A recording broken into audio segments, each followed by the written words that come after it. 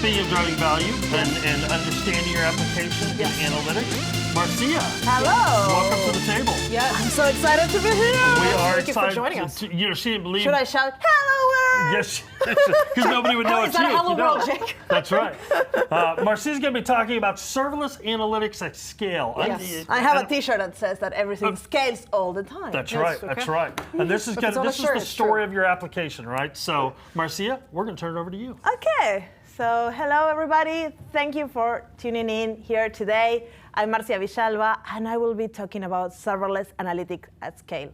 If you don't know me, I'm in the Eric's team. Yes, I know. And I've been doing serverless since very early on, in the early beginning. So if you tune into my YouTube channel, you will find over 300 videos on me doing this. So if you want to learn more, just follow me on LinkedIn or in Twitter. But let's go to what we are going to cover here today. We are going to talk about analytics. And what is more interesting than analytics is real-time analytics. And what is more interesting than that? Serverless real-time analytics. Can I put more buzzwords in there? Maybe event-driven? Yeah, I can put event-driven. We are going to talk about that as well. So I will show you why it's important to have an event-driven pipeline. And we are going to talk about the different services from AWS that can help you to ingest your data, store, and visualize the data in real time. So why we want to do analytics and why we want to do real-time analytics? Well, we want to put our data to work. Nowadays, when we build mobile applications or we build factories with IoT sensors, we have all this data available, and we need to do something with it. We can use that data to make better decisions, to improve efficiencies, to respond faster to our customer needs, and to uncover a lot of opportunities. Before joining AWS, I was in the gaming industry. I was working with mobile games, very common, very popular mobile games, and analytics were in the core of our business. With those analytics, we were able to understand the customer, and we were able to retain the customer. One very important thing for us in that process was understanding when a user was about to churn, meaning that that user will not be playing our games anymore. If the user was not playing the game anymore, we didn't have a way to reach out to them and to be able to, hey, come back, please play the game again. So we needed to make sure that we will retain that user as long as possible. So by using real-time analytics and machine learning, we were able to understand if the customer was about to churn and then offer them a lot of coins or a lot of life. You might have experienced that in your mobile games, that you're about to leave this game because you're so addicted to it. Now is the time to quit it. And then you get 100 million coins, and you're like, OK, I will tune in tomorrow again. So the real-time data has a lot of value, but a lot of value. The more time it passes, the data loses value. You can do preventive actions, you can do predictive actions, and not only in games. So for example, you have a factory, and you have it full of IoT sensors. You can prevent that your factory stop producing because you are understanding the data that those sensors are sending. For example, a sensor is a pitch tiny hot. That's weird. Why that machine is getting hotter? Maybe it's about to break. And then you can go repair it and not stop production. And we have surveyed many customers, and we asked them about this. And 58% of them said that because of using real-time data, they were able to increase the retention and the loyalty of the customers. And 75% of them said that they lost some opportunities for not acting on time on that data. So there's many use cases, not just the gaming or the IoT. You can improve your customer experience. You can do fraud detection. You can make marketing campaigns that make all your customers buy because you're reading their mind. You understand them. And then you can make real-time personalization. So there's many, many different use cases for the data in real time. But well, the part that you're interested in is how I build this. This sounds lovely, but I want to know how to build it. So I want to show you that in the next 15 minutes. So usually these pipelines have more or less the same kind of parts. The first one is the source, who is sending that data. And that source is sending data in a high velocity and a lot of scale. Like a mobile game, usually every activity that the user is doing is getting captured and is sent to the cloud or to the backend or to the pipeline. Or IoT sensors, every minute, every second, the sensor is sending data over and over again. Then we need an ingestion capability that is able to receive all that data that is coming in high velocity with high scale and be able to ingest that data into our pipeline.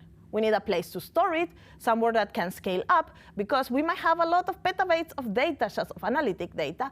Then we need a way to process it, and we need to process it in real time in order to send it to our destinations. And the destinations can be an application that is responding to this. For example, we can, in the game case, we are analyzing the data, we are processing the data, we are realizing that that user might churn, and then we will send it to the destination that is that, I don't know, microservice that is sending nice gifts to the customers. The destinations can be also visualization dashboards, machine learning, or other applications. So now it's your time to participate, and I will show you the results at the end. When you scan this QR code or go to this link in the screen, you will be pop up with the most beautiful UI you have seen in your life, because I'm the best backend developer. And you will see this beautiful, beautiful front end I designed just for you, where you go click whatever you want, because it's just a demo.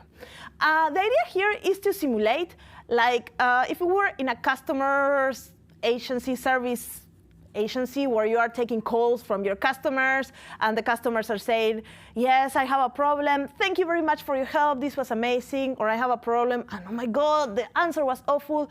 To understand the sentiment of these customers in real time. And you're a business analyst, and you want to know if the customers are happy or not. So just keep on clicking here while I keep on talking. Go ahead, this is scale, so I don't care. And let's see the results at the end of the presentation. The link will be appearing now and then, so if you miss it, you will see it again. So the first bit in this architecture is that Amplify, a beautiful front end I show you that is hosted in AWS Amplify. That's the part that is kind of not related to the pipeline, but I wanted to put it there. The first bit of the pipeline is our ingestion. That is the Kinesis Firehose that will help us to ingest the data. I will cover each of the services in more detail in a second. Then that data is getting transformed by AWS Lambda and our artificial intelligence services, Amazon Comprehend, to get the sentiment of each of the messages. Everything gets stored in S3 and then gets organized with Glue. And finally, we are visualizing the data with QuickSight.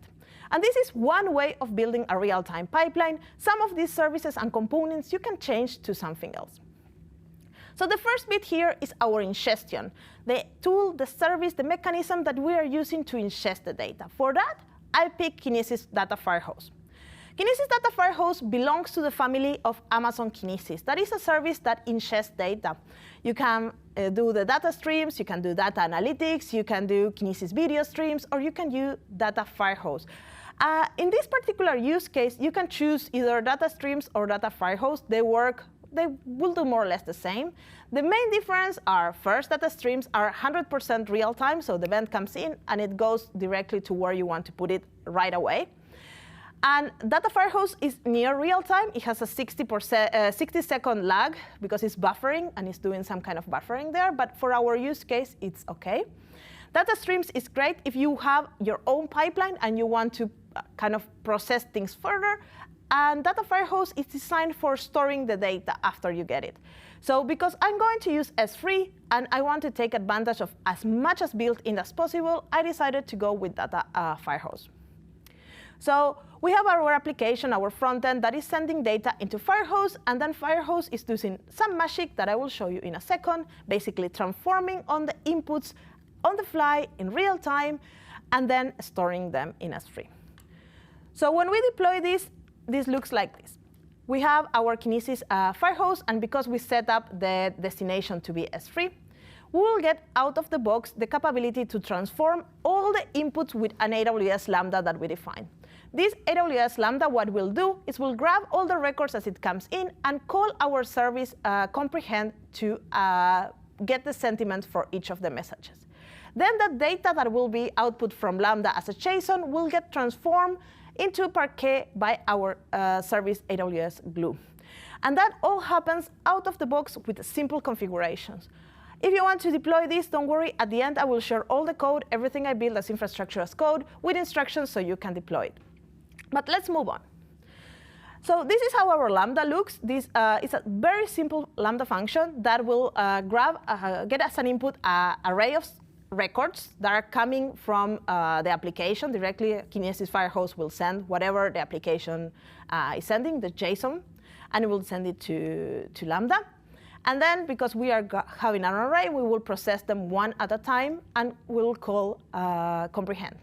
Comprehend will detect the sentiment in each of the messages, and then it will return an array like the one it input, but instead of the text, it will have the sentiment, meaning positive if the message was like, this is so great, or negative if it's, this is awful.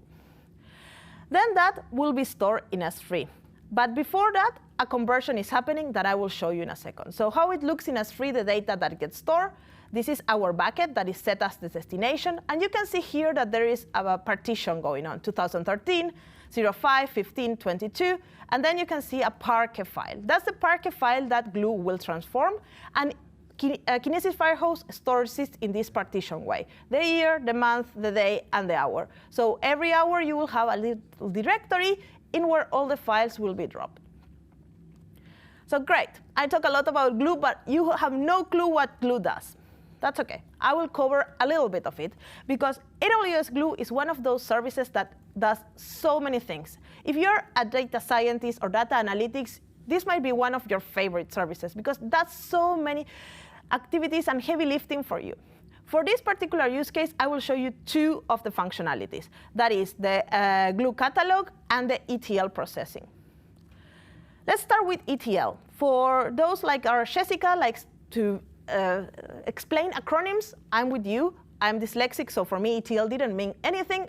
It's extraction, transform, and load of data. You grab your data from S3, you transform it into something, and then you store it in your data lake, in our case, S3. So how it looks in our application, we have this JSON that is coming out from the Lambda function with the sentiment in place. Then Glue will grab it, will extract it, will transform it, and will load it into this Parquet JSON in S3. All that happens event-drivenly, because the moment that Lambda is outputting that data, Glue will grab it and will put it in S3. So that's the first functionality that we are going to use from Glue. The second functionality we are going to use is the data catalog.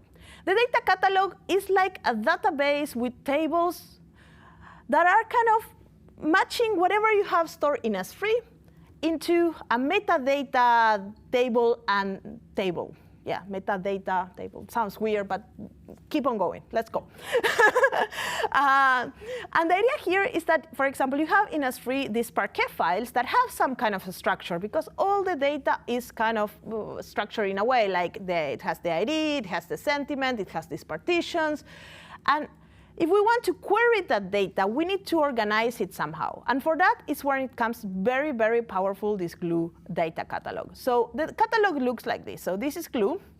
And then if you open the database, you will find a table. And the table is matching to this S3 bucket that we have. And you can see here the schema, the ID, the sentiment, and all the partitions. And then if you go to the partitions, you will see that there is as many partitions as we have in our S3 bucket. And those are linked into the different files. So if I will click on that link, I will be taken to the directory in S3 where those files reside. So now we have created a link between our S3 files and this kind of Glue database. So we can query on it. But the next question comes, and you will say, hey, how I build that table? Because there is a very clear way that we can build it manually. We can go in and we can say, hey, create a new table with these attributes, these partitions. But the thing with partitions is that every hour a new directory appears. So you will need to go in every hour and change it, and then it's kind of tedious. So in order to automate that, we have a crawler, a Glue crawler, that in my case, every hour will go into and will crawl all the files that are in S3 and will build this database and table for me, so I don't need to do it manually. So this is a job that happens every hour. It will say, oh, there's a new file here. I will kind of connect everything and create this database for me. So this is the crawler, and this is how it looks. So basically, you can see there all the times the crawler runs. And when it runs, it changes the kind of metadata table In this case, it added a partition, and you can see that it added some partitions in the past. It runs every hour or on demand whenever I tell them that it needs to run. And it's very handy, because that keeps all my system organized. So good. Now we have ingested our data. We have transformed our data, understand the sentiments of each of the records that are coming in. We have it stored in Parquet. That is a very efficient file system for querying. So let's do some querying. And that querying can happen with Amazon Athena. Amazon Athena is a really awesome system that allows you to do SQL queries on data on S3. And that's super powerful, because when you have a lot of data, moving it around, it's kind of costly on time, on money, everything. So if you have the data static in your S3 bucket, and you can do analytic, ad hoc queries directly onto that data, it's super powerful. Also, Athena doesn't only work with S3, it works with other tools, but we are going to stay in S3. And then you can allow to integrate directly with machine learning tools. So you can do, for example, if you have some SageMaker endpoint, you can integrate it to Athena. You can also send that information to machine learning tools. So if you want to keep on processing the data and you want to keep on furthering deepen. And then if you want to visualize the data, you can use Grafana or QuickSight, as I will show you, in order to visualize the data. So Athena looks something like this. It's a service that allows you to make SQL queries. It also, you can use Python if you want, but in this case, I'm just using SQL queries. And I'm doing the most complex SQL query in the world, that is the select all from the table, just for you to know, to see how it looks. So you can see in the side, in this data, I have the glue database and the glue table that it populates automatically into Athena. And then I just run this query, and I will get all the results back. So this is really powerful. So now we're into the last bit of this demo, where we are going to use QuickSight. And here is just to visualize. As I said, we could use some machine learning. We can send it to an application. We can send it to Grafana. But I pick QuickSight for this demo. QuickSight, if you don't know, is a serverless service that allows you to do business intelligence. You can do dashboards. You can do augmented insights. And you can do quite a lot of things. Because this is the only service I cannot share with you in the code at the end, because it doesn't work with infrastructure as code, I will show you how you can create a QuickSight dashboard. The first thing you need to do is to create a new data set. And because we have an Athena glue database and table, we can use the Athena connection. And basically just select that, and it will appear that all the information in there, and you will be able to visualize the dashboard as it's super simple. So that's what I pick it, because it's almost zero configuration in our side. But if you need to use Grafana, for example, if you are using Grafana already in your application, in your infrastructure, you can connect with Athena in the same way. There is a connector there for the managed Grafana. So now we are ready to see the results. So you should see my computer now in the stream, and let's see what happened, if you voted something or not. I don't know.